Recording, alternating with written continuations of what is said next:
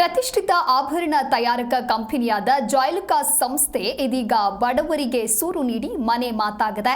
ಜಾಯ್ಲುಕಾಸ್ foundation ಬಡವರ ಕಲ್ಯಾಣಕ್ಕೆ ಹೆಜ್ಜೆಯನ್ನ ಇರಿಸಿದೆ.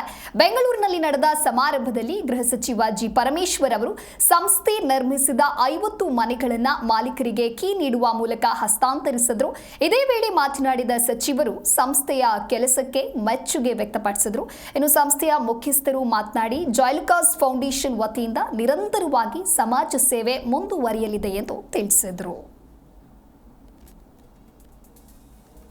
ಜಾಯ್ಲುಕಾಸ್ ಅವರು ಇವತ್ತು ಸುಮಾರು 414 ಮನೆಗಳನ್ನು ಈಗಾಗಲೇ ಇಡೀ ಕೇರಳದಲ್ಲಿ, ಕರ್ನಾಟಕದಲ್ಲಿ ಮತ್ತು ಆಂಧ್ರದಲ್ಲಿ, ತೆಲಂಗಾಣದಲ್ಲಿ ಮಾಡಿಕೊಟ್ಟಿದ್ದಾರೆ ಅಂತ ಕೇಳಿದೆ.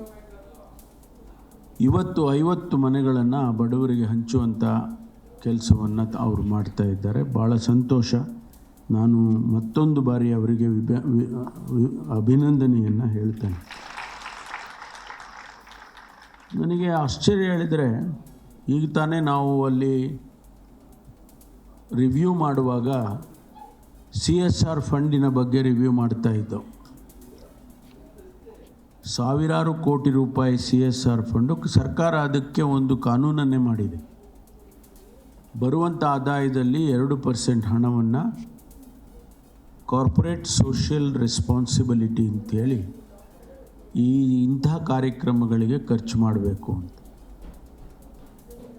ವಿಶೇಷವಾಗಿ ಶಿಕ್ಷಣಕ್ಕೆ ಖರ್ಚು ಮಾಡಬೇಕು, ಶಾಲೆಗಳನ್ನು ಕಟ್ಟಿಕೊಡ್ಬೇಕು, ಮಕ್ಕಳಿಗೆ ಸ್ಕಾಲರ್ಶಿಪ್ಪನ್ನು ಕೊಡಬೇಕು, ಈ ರೀತಿ ಕಾರ್ಯಕ್ರಮಗಳನ್ನು.